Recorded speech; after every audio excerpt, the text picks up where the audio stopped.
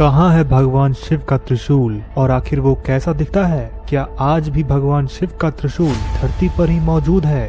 क्या हम उनका ये सबसे बड़ा रहस्य सुलझा सकते हैं? आज हम इसी का पता वेदों और पुराणों को खंगाल कर लगाएंगे। इसके साथ ही हम लोग धरती के अलग अलग जगहों की पड़ताल करने की भी कोशिश करेंगे। भगवान शिव को स्वयंभू कहा जाता है, जिसका अर्थ होता है खुद के द्वारा बनाया जाना, जिसको कि सदाशिव का भौतिक स्वरूप भी कहा जाता है। शिव पुराण में भी शुरू से ही यही बताया गया है कि त्रिशूल भगवान शिव के पास शुरू से था। जिस तरीके से हमारे शरीर का अंग हमारे साथ ही होता है और हमसे ही बना होता है, त्रिशूल भी भगवान शिव का एक हिस्सा ही बताया गया है और ये भी उन्हीं से बना था। लेकिन विष्णु पुराण में इसके बारे में अलग ही जानकारी दी गई है। उसमें इसे ब्रह्मा जी द्वारा बनाया गया माना जाता है। कहा जाता है कि ब्रह्मा जी ने त्रिशूल का निर्माण सूर्य के हिस्से से किया था। ब्रह्मा जी ने सूर्य का तेज कम करने के लिए उसके 8वें हिस्से की शक्ति को कम कर दिया था। इसी का हिस्सा बाद में त्रिशूल बनाने के लिए किया गया था। भले ही शिव पुराण में इसे भगवान शिव का एक हिस्सा बताया गया हो, लेकिन इसका वर्णन भी कई पुराणों में मिलता है।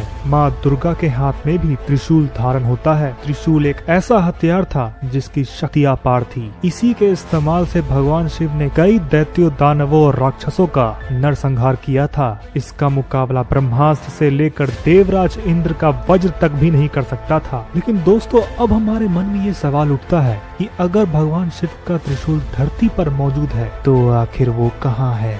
वैसे तो भगवान शिव के त्रिशूल मिलने का दावा कई जगहों पर किया जाता है, लेकिन वहाँ पर इसे देखा नहीं जा सकता। लेकिन एक जगह है जहाँ पर आप त्रिशूल को देख भी सकते हैं। उत्तराखंड में मौजूद है गोपीनाथ मंदिर, जहाँ पर है 5 मीटर ऊंचा त्रिशूल। यहाँ के लोग कहते हैं कि यही भगवान शिव का वो त्रिशूल है जो तब से वहाँ पे खड़ा हुआ है जब भगवान शिव ने कामदेव के ऊपर यह त्रिशूल फेंका था। लेकिन देखने पर ये जरूर अलग अलग धातुओं से बना दिखता है, लेकिन इसमें किसी भी तरीके के अलौकिक शक्ति का आभास नहीं होता। अगर हम त्रिशूल को अन्य सभ्यताओं में ढूंढें तो हमें इसका जिक्र एंशिएंट ग्रीक माइथोलॉजी में भी मिलता है। पोसाइडन, जिसे समुद्र का देवता कहा जाता था, उसके पास भी त्रिशूल जैसा हथियार मौजूद था। ये बेहद ही शक्तिशाली हथियार था जिसके इस्तेमाल से पोसाइडन पूरे समुद्र पर राज किया करता था। लेकिन इसका पूरा जिक्र नहीं मिलता कि आखिर उसके पास ये त्रिशूल कैसे आई थी। अगर हम इसे अपनी मान्यताओं से जोड़कर देखें कि हो सकता है कि भगवान शिव ने पोसाइडन को यह त्रिशूल किसी खास काम के लिए दिया हो, क्योंकि इस तरीके का जिक्र पुराणों में कई बार मिलता है जब भगवान शिव ने किसी खास कार्य के लिए अपना त्रिशूल किसी दूसरे को दिया हो। अब हम जानने की कोशिश करते हैं कि आखिर त्रिशूल क्या था और उसमें कैसी शक्तियां मौजूद थी। अगर हम त्रिशूल का अर्थ देखें, त्रिशूल कहा जाता है 3 नोकों वाले हथियार को, लेकिन सिर्फ शिव पुराण में ही इसे अलग अलग तरीकों से बताया गया है। इसे एक ऐसे हथियार की तरह भी बताया गया है जो समय के 3 भागों को नियंत्रण कर सके, भूतकाल, वर्तमान काल और भविष्य काल। इसे ब्रह्मांड के 3 चरणों की तरह भी बताया जाता है, उत्पत्ति, पालन और विनाश। इसी तरीके से इसे कई तरीके की व्याख्याएं भी दी गई हैं, लेकिन इसमें त्रिशूल का चित्र कहीं भी नहीं बताया गया है। यानी कि हम त्रिशूल का जैसा रूप जानते हैं, ये असल में पूर्णतः वैसा रूप नहीं है, बल्कि उसका एक प्रतिरूप मात्र है।